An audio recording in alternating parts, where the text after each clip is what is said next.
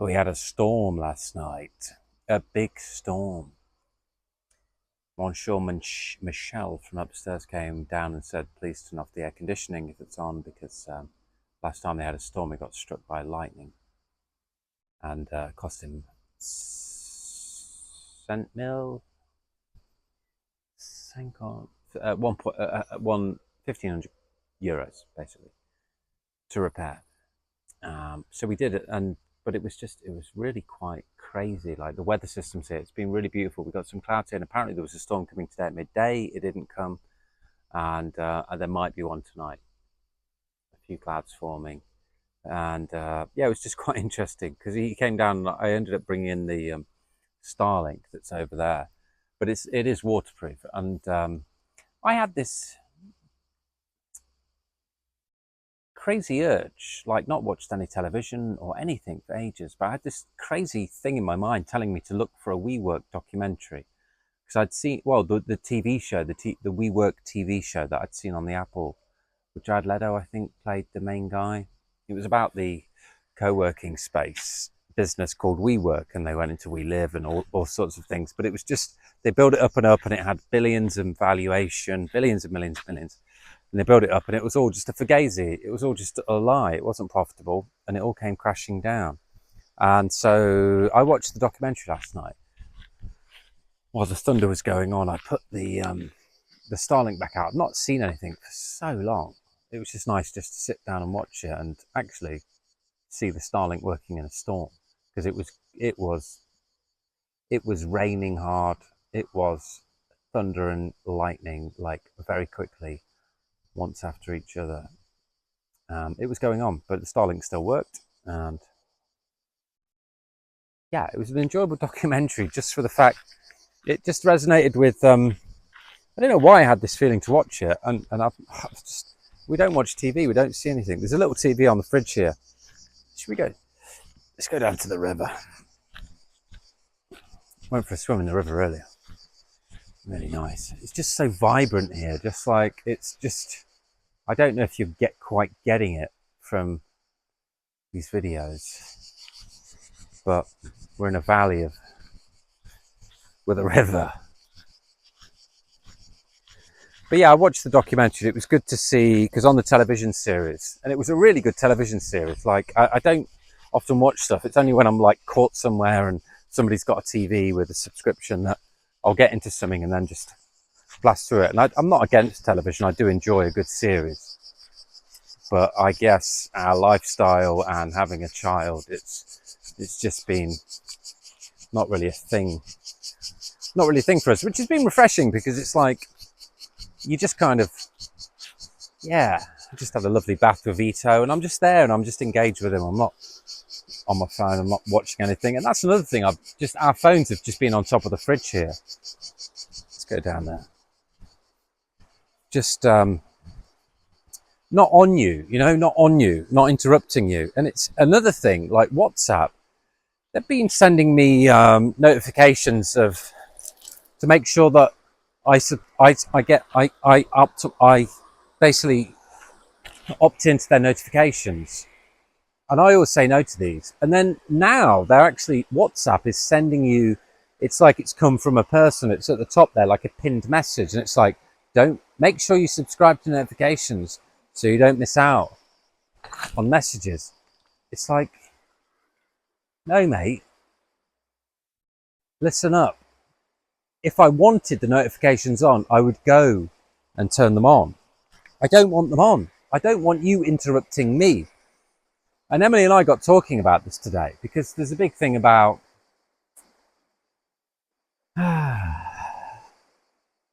people not having as much of an attention span these days. ADHD is a big thing. Seems like half the world has got it. And it's like, we sometimes get an hour, say an hour. Vito had to sleep today for an hour. Okay, so Emily and I sit down and we're enjoying a sit down and a little chat, knowing that Vito's asleep. It's a different state from having a child, a very young child. It's like, oh, right, let's talk. Great. But if I had my phone with notifications on that pinged. If Emily and I were in a conversation, which we were, and then that phone pinged at any time, her phone pinged or my phone pinged at any time, my or hers immediate attention would go instantaneously from the present moment of enjoying each other's company and having a lovely chat to what potentially has gone on that phone.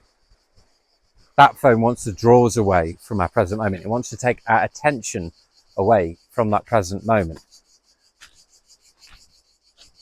And you see it, like sometimes we go out now, like I think I mentioned it in another video now, some people these days don't seem to mind, actually they don't even bother with headphones, they're just blasting out their videos in well, we had it in the hospital waiting room.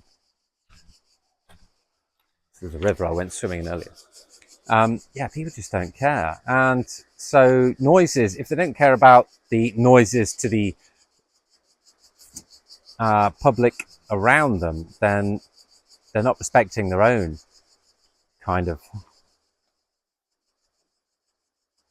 vibe and surroundings themselves on there. And this is the, like notifications. If you're going to let your phone interrupt you, or interrupt you and your friends, interrupt you and your family, interrupt you and your partner, interrupt you and your wife, your children, your husband, your whatever, like, that's not healthy. That's not healthy. Which is why I don't, most of the time my phone's on silent, but if it's on noise, it can only be my alarm, which seems to have not worked these days anyway. And yeah, you have to call me, like phones, like normal phone calls, how like it used to be. Like you have a phone call, oh, who's that calling? Oh, hello mate, what's going down? Like, I don't want a ping, I don't want to vibrate, I don't want a ding, a ling, a sing, sing. I don't want any of that. I don't care. I will come to you when I want you. I don't want you coming to me when you feel it's right, because I've got all these moments in my life which I'm just trying to enjoy. So ADHD, for example, well, I don't know if I want to go quite into that, but I just believe we've got statesetting.com with nonconformity.com. The alpha state is scientifically proven. It's complete relaxation with complete attentiveness. That's the alpha state. A lot of people are in different states. You know, when you read a book, we've said this before, and I'm going to keep talking about it because I'm into this. And we've got businesses and things to help people with this, and ideas and programs and education and apps to assist people with this, because it is a practice. Like everybody's living, and then this text just come in. It's just come in. It's just slowly come in, and kind of taken over really with like Alexas and all these household devices. But it's like, you got to stop and think. It's like, am I okay with this? Like, do I want all of this stuff? Like phones, they are amazing. They're in your pocket and they have all this amazing technology and apps and wonderful, wonderful, wonderful. However, do we need all of that? Do we want all of that? Do we want that actually interrupting our lives? And I really don't. Mostly, like we're going to build a tech company. We're a complete paradox. We're into tech. We're going to use AI. We're going to use tech. We're going to use automation, but we're going to stay away from tech as much as possible in our personal life. We're going to use technology. We're not going to have technology use us. So I guess today's video is just making you think about it, because it just, you know, sometimes I'll get something in my mind. I'm like, oh, I'll Google that, or oh, what's that fact, or what's that mean? And but because it's on the fridge, I'll be like, oh no, it's can't be bothered to do that, and then it breaks the cycle. But if it's in your pocket and you do it automatically, you've got to watch what you do automatically. Maybe it's games, maybe it's texting, maybe it's communities, maybe it's Facebook. I don't know, but we do these things automatically, and they are made to be addictive. And I guess we're just in this very beautiful scenario, and our phones are on the fridge, and I'm using this phone to make my video because I do enjoy using tech, and I like promoting the idea of technology and simplifying things and automation for business, for personal freedom. However, I want most of my day to be free. I want most of my day to be for me and my people. And so you have to create boundaries. And that, I guess, is discipline, instilling some discipline and some awareness into how you operate and what's going on, because it's only slowly slipped in. You've got to think about this. It's only been the last really 5 to 10 years that this real smartphone technology has crept in, and depending on what generation that you're in, like, that would have affected you differently. Like, I'm looking at some of the kids now that are just being brought up on these phones. They can't communicate, they can't look you in the eyes, they can't socialize. So I'm worried in a way for the generations now that are growing up through this, and also working out how we're doing it for Vita. And obviously we hide our phones, we don't have technology. We do play we play music. Like, you can't be perfect, like, but you've got to, like, have some rules, have some boundaries, I believe, with all this.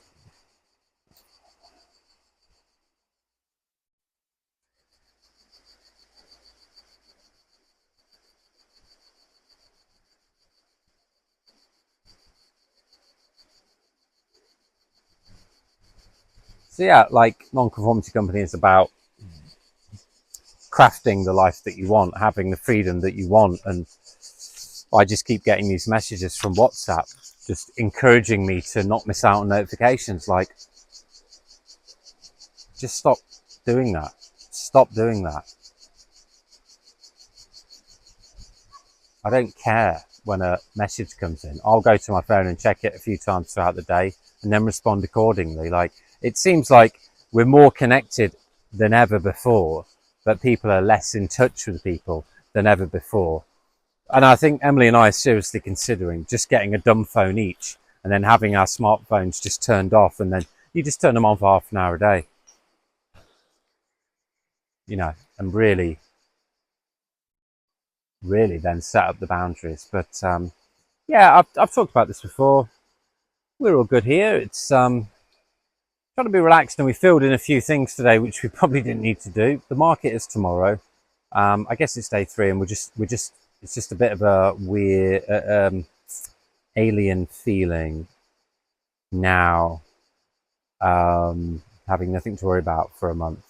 So subconsciously, I think maybe today we kind of put in a few things that we didn't need to do just because we've been used to being really busy. So I guess we're just learning to chill. Tried to take Vito on the lake. Found this lovely little beached area here, which I had. The one thing we are doing though, I said to Emily, I said, look, we're here for a month.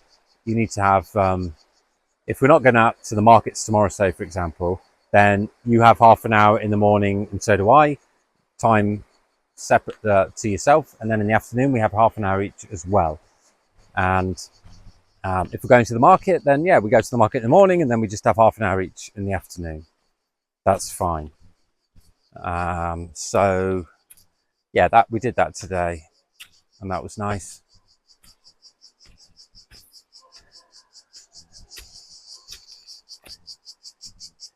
And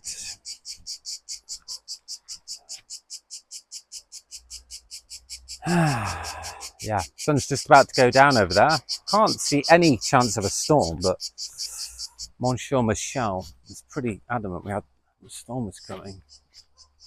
He's got a friend over there with loads of food as well growing. It's just yeah, I just feel very grateful to be here. It's an epic place,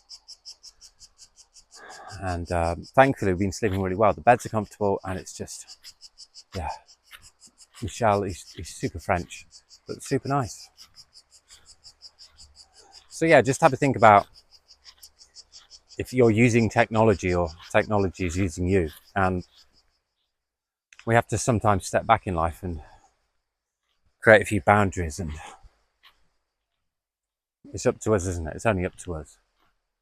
And I think sometimes it takes a bit of a system, a bit of stepping back to just make sure you're in charge of everything.